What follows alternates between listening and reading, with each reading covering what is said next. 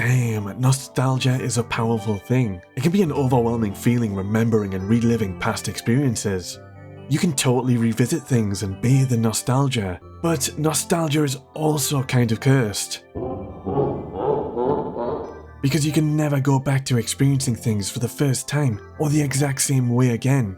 Like what it felt to get your first Pokemon, overcome your first Zelda dungeon, getting all those Chaos Emeralds and discovering what they'd unlock, escaping Midgar for the very first time, or even breaking new ground and experiencing your first online game. One of the strongest forms of nostalgia is awakened through old gaming soundtracks. They can really hit me in the feelings. Sometimes you just need to hear some gaming music and it'll take you right back to your younger self playing Super Nintendo or PlayStation in your living room. Music and memories are connected. Have you ever listened to a piece of rock or metal music and you can remember random memories of what you were doing when you were listening to that specific track a long time ago? Music can bring out powerful emotions. These emotions can bring back memories and almost transport us back in time, allowing us to feel things as if we were back in time ourselves. So many classic games have incredible soundtracks that have become iconic. Final Fantasy might just be my favourite video game music of all time, and the soundtracks make returning to these games a really great experience with that added nostalgia.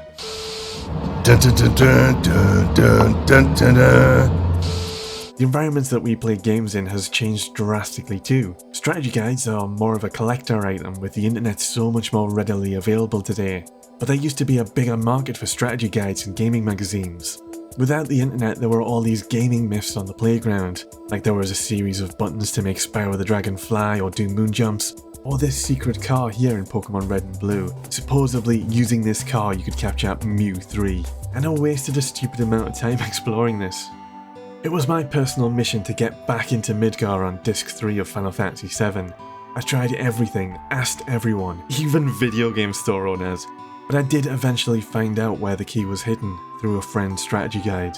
And I say all this because the world has changed, especially with more readily access to the internet. Even if you revisit a lot of these older games today, you can't fully recreate the different experience it was in its time.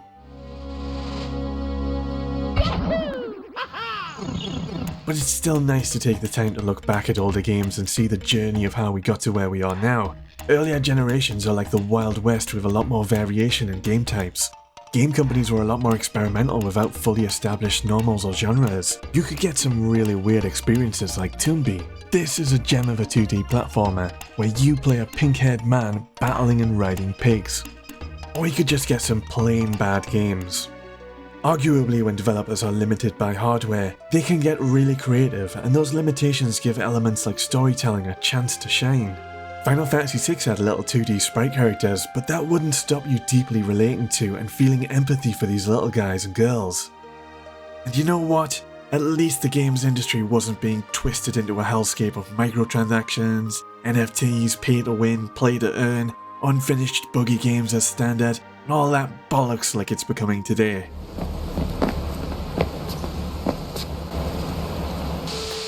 Today you have easy access to replaying your favourite games you grew up with. Sometimes they're not quite as good as you remember them through your nostalgia vision, and this is something that a lot of games companies capitalise on and exploit. Nostalgia is profitable. Why risk developing an entirely new IP that might not sell very well when you could remaster or remake an established classic? And this has resulted in lots and lots of great remasters, remakes, as well as a few lazy or bad ones. These remasters and remakes get the opportunity to make some improvements to the original, like Persona games with extra content, or Uncharted with its improved gunplay. But developers need to be very careful not to cross the line and change too much and damage the original experience. Like the Steam version of Final Fantasy VI, it just craps all over the original art style. That said, Square Enix have recently done a pixel remaster which is much better. And there's even a few games I originally never played. Either I just couldn't get into the dated tech or never purchased them, but I got to experience through a remaster or remake like Persona 4 Golden, which was an incredible first time gaming experience. And to think I nearly missed out on this, if not for the Vita remaster. When you are talking about old games, you're often told you're looking through rose-tinted goggles. It's that nostalgia vision again. You're often told the game is not as good as you remember, And yeah, in some cases when you return to a game, it's not quite as good as you remember.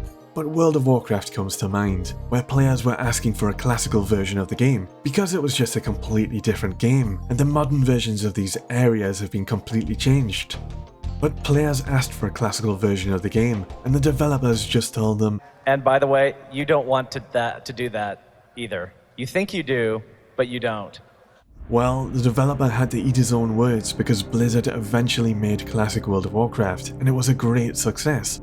In fact, the classic version of the game even influenced some of the game design decisions with the modern version of World of Warcraft. You know, it's important as an industry to reflect and look back at our gaming mistakes, learn from them, and also don't forget what made things successful in the first place.